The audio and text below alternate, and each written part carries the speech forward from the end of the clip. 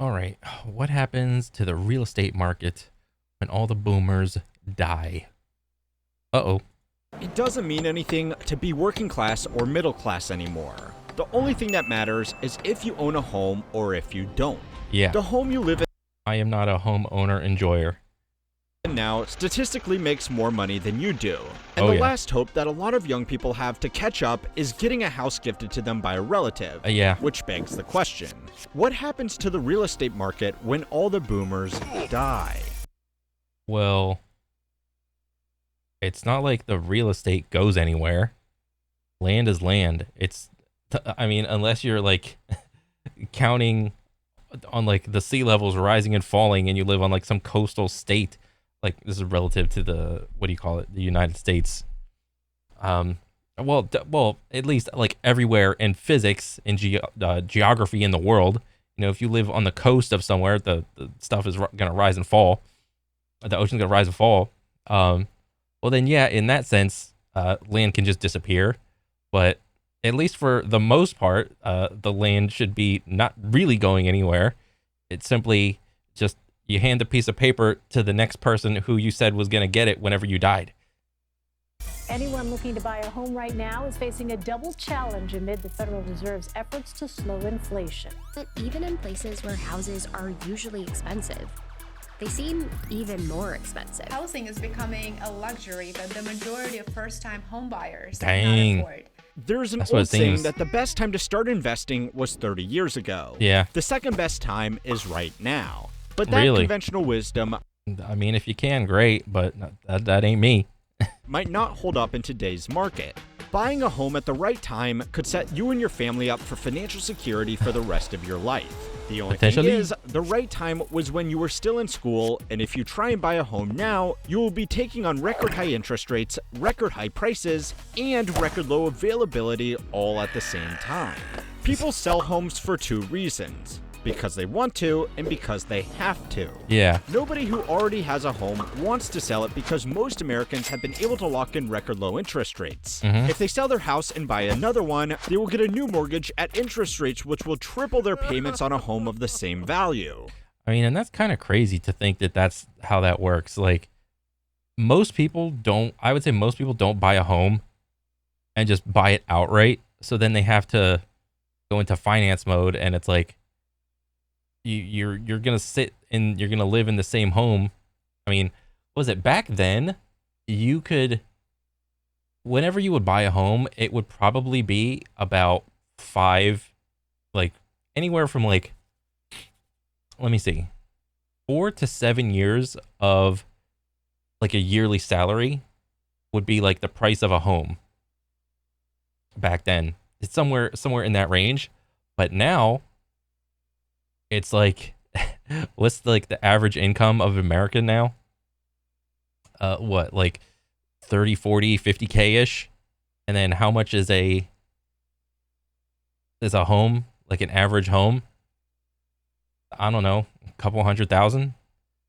I mean, it really depends on if you're trying to buy like a house, like a really nice house in like a super populated area, or if you want to live out in the burbs and like in the middle of nowhere, then, you know, the house is going to be a little cheaper. Things like, there are variables like that do matter.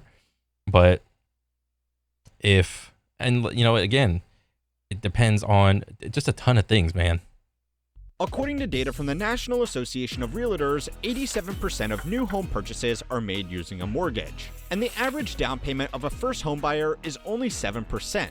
That means higher mortgage rates Dang. are worth avoiding at all costs. A report by the Wall Street Journal found that even when homeowners moved interstate, they would hold on to their homes and rent them out, and then rent another house to live in. Everybody that wants to sell their home is waiting for interest rates to fall.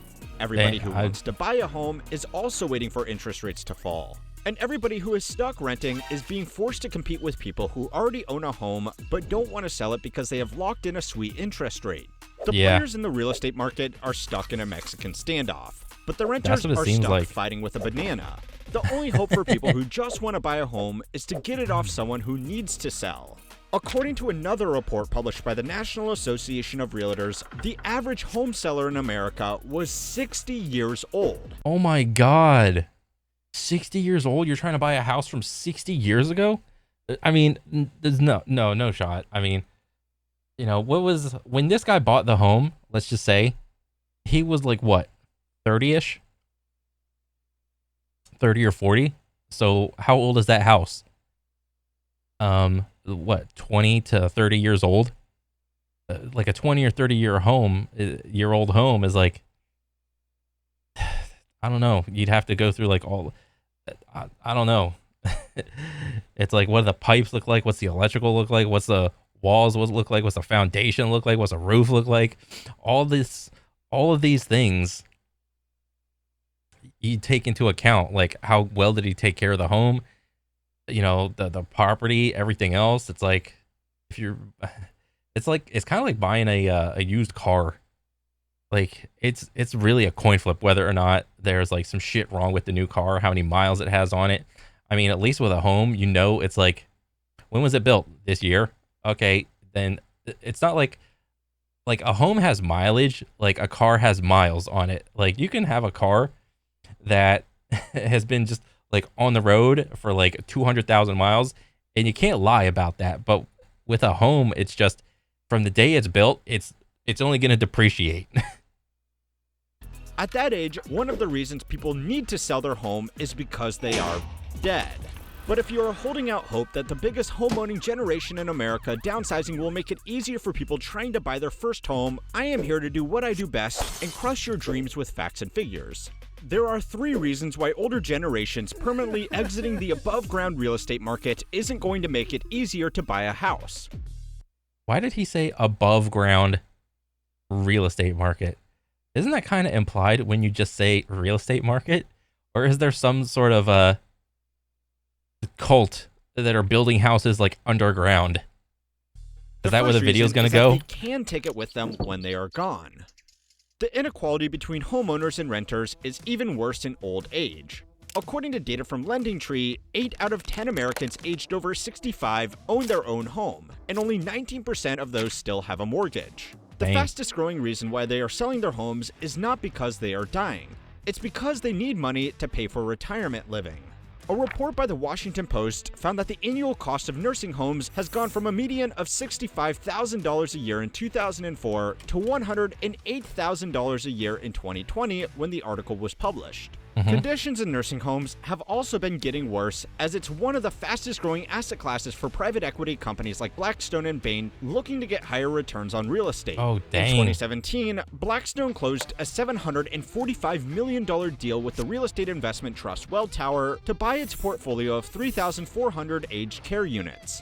Blackstone's holdings are growing, but they are dwarfed by other private equity firms that have raised billions directly into aged living because they know how much value it offers investors. By cutting costs and raising prices, these companies have generated exceptional yields off real estate developments that cater to a growing market of elderly Americans. Most Americans don't make $108,000 a year, and even fewer can afford that much in retirement. So people are selling their homes to pay their fees to these facilities. Oh my God, that is so crazy. Like, this company comes in, builds like a retirement home because they realize, oh, this guy is, he can't live by himself anymore. He needs assistance and all these other things. It's like he has to sell his home. So then where is he going to go? He's going to go to the nearest retirement home. He's going to sell his house and just go live over there. And bro, that's crazy. I did not realize that this existed. Private equity's or how role it in worked. buying up single-family homes away from regular families is overstated, but they have realized that they don't even need to own the homes to benefit from their value. States where home prices were highest had the most expensive aged care facilities, because elderly residents in those states have more money to pay for it after selling their homes. People that can't afford to pay these fees are relying on limited Social Security and their own family and friends to support them when they can no longer physically work.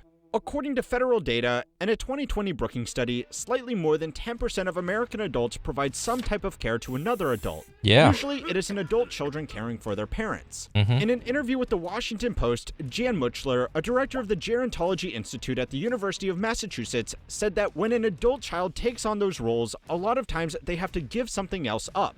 And sometimes that's some of their work or all of their job. Yeah, that's crazy. So, if you are waiting for that inheritance to finally buy your first home, it's just as likely that this wealth will be sucked up by private equity companies before it gets to you. And that's just the first reason. So it's time to learn how money works to find out why you probably won't benefit as much as you are hoping from the boomers passing down their homes. Bro, the longer this video goes on, the more bleak it just sounds. This week's lesson was sponsored by Revolut. Revolut is a global financial super app used by over 30 million users that gives you the tools to easily save, spend, and invest your money. My team and I work from all over the world, and we found Revolut to be useful for our personal and business needs. Why? They offer multi-currency accounts with low FX fees, making it easy to send money worldwide with little to no fees. Plus, when you travel, you can withdraw cash with no fees from over 55,000 ATMs globally. All right. Revolut makes it easy for us to send money peer-to-peer in over 40 countries. Choose the Revolut plan that fits your needs. Standard, which costs $0 per month, premium, or metal. I've been using the metal plan for over a year now, and I love it. Wait, what the fuck? Standard, premium or metal. Metal. In my head, I'm thinking like rock and roll, like, yeah, this is the metal edition of this thing. I've been using the metal plan for over a year now, and I love it. Start using Revolut today by using my link in the description. The average age of a first home buyer in America is now 35 years old. Oh, Jesus. Oh my God. This is almost me. I am almost this age, and I am nowhere near buying a home, anywhere closer buying a home now than when I first started my job. I mean, I'm like a little closer, but like not really. Like, Jesus Christ. 33 years old in 2021 and just 30 years old in 2010. A survey of young homebuyers conducted by Freddie Mac and Bankrate asked why young people were waiting until later in life to buy a home. It's not by choice, that's for damn sure. It's probably because everyone out here is literally just winging it in their career choice. And they're just like, oh, I'm just going to choose this career just because, you know, either my mom and dad put me up to it. It's been like a tradition in my family to choose this and that. Or for whatever reason, I took a gamble on this career and it's paid off. Or I went to school for it and it's like, it's like, all right. Or maybe I was just desperate. I just needed a job, so on and so forth. And they're just like, everyone out here, it's really just winging it. I probably don't need to tell you that the number one response was that people wanted to buy their first home sooner, but they couldn't afford it until they had paid off their student loans, progressed in their career, and had dedicated years of saving a down payment. New financial products that offer home lending with lower down payment requirements have been rolled out by banks, non-bank lenders, and the government as an answer to this problem.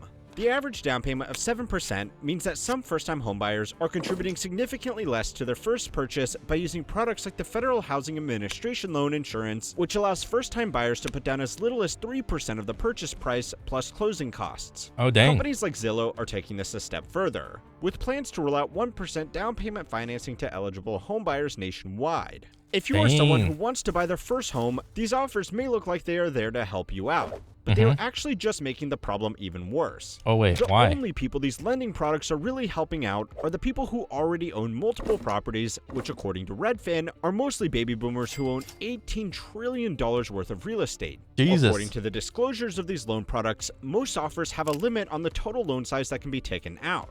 These products are meant for first-time homebuyers who want to buy a basic home, so that's fair enough. But all that it really does is pump up the price of affordable homes until they become unaffordable again, in an even worse way. What these loan products do is move the financial bottleneck from the down payment to the repayments, just because someone... Oh, so you put like less down, but your payments per month just goes through the roof. So let's say you get like 2 paychecks a month every 2 weeks or whatever. One paycheck, I would imagine, has to go completely toward your mortgage.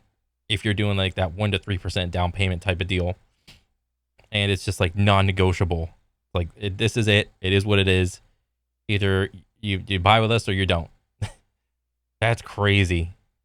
Can get into a $750,000 house with only $10,000 down doesn't mean they'll be able to afford the repayments. Yeah. A down payment is a one-time expense, but repayments on a house. Yeah, but a $750K home, that's like a really nice home. Most people don't even need that, to be honest. Like, come on now. 2 bed, 2 bath, 2 bed, 3 bath.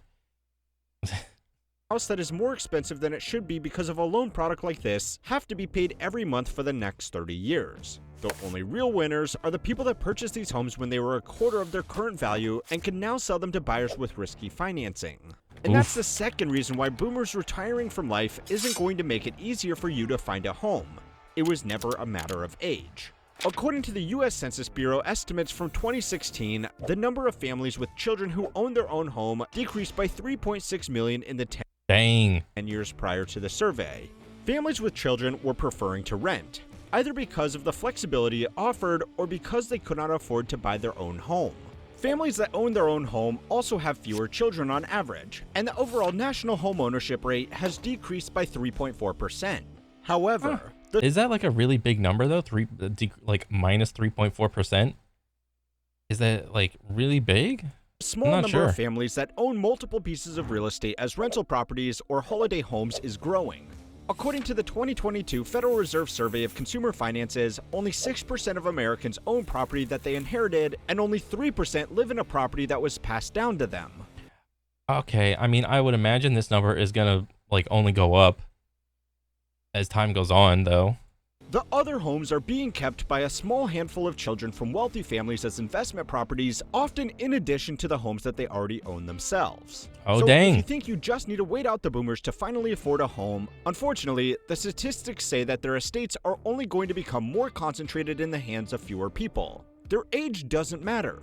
Bro, I'm just imagining like a town of, like, let's say you have like a city or something. Like, you got like the main part of the city where you got like the big buildings and whatnot, but like on the outside of the city, you have like all these housing developments, so on and so forth.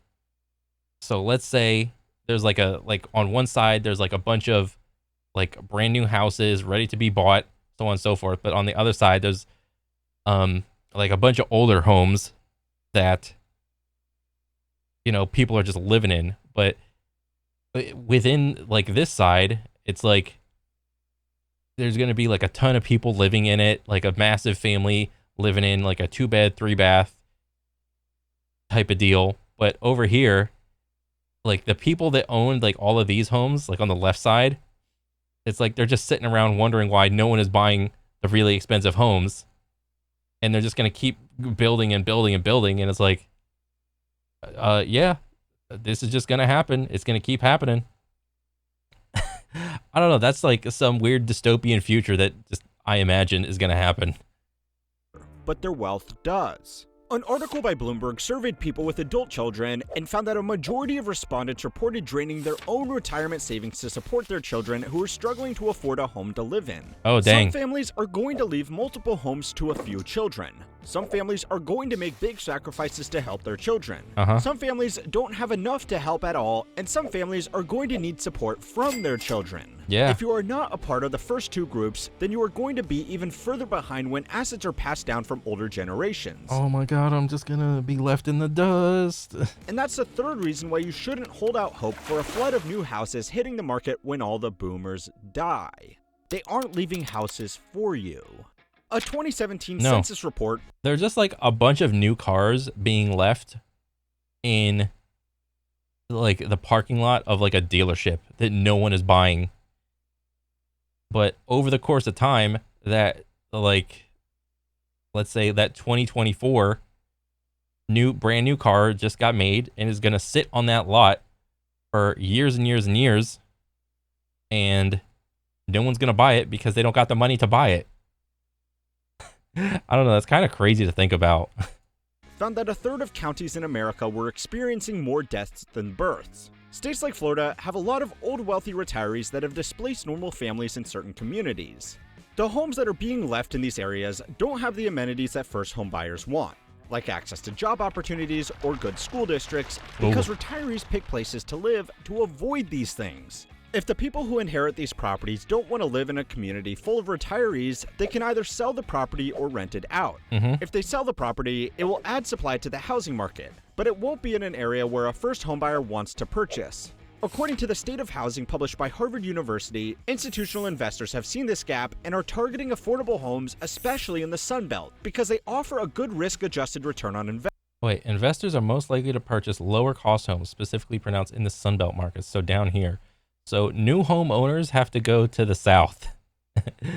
Oh man, so if you got no money, you got to go south. But if you got money, you go north. Oh my God, this is actually hilarious to think about. Investment. The role of institutional investors like private equity firms in the real estate market is almost always sensationalized, but they account for 13% of all residential sales in 2021, according to a report published by the National Association of Realtors. It doesn't call for the stupid fucking laser eyes just yet, but in the Sunbelt counties that they are targeting, they are an even larger share of buyers, and they have moved the market. So, baby boomers are going to leave their homes behind, but they will mostly be leaving them to their already wealthy children or institutional investors. Probably not the story you wanted to hear. No. But I couldn't give up on an opportunity to shit on your dreams to get 2024 started on the right note. Yes. These desperate times are calling for desperate measures, which is why more smart and well-educated people than ever are falling for scams that offer the vague hope of lifting them out of the rat race. This has been a common theme of hard times for thousands of years. And to see why, go and watch my new video over on how history works to find out why fraud never changes, but we keep on falling for it. If you are not already one of the 10,000 people subscribed to my totally free email newsletter Compounded Daily, you should check it out, because myself and some of the best finance creators will be releasing major articles in the new year that will be posted there exclusively. So if you're not already subscribed, follow the link in the video description to keep on learning how money works. Bro, that is actually crazy. This was a good ass video. Like, it was kind of hard to like comment on anything, but bro, I am literally just like way more educated now because of that. That is like the projected future of at least the real estate market. Like if you want to buy a new home, buy south, because that's probably going to be more affordable. Oh man, that's crazy. I love that. I love watching this channel, dude. It's so like good. And yeah, I'm excited to see more. So that's pretty much it for me. I'll catch you guys on the next one. Later.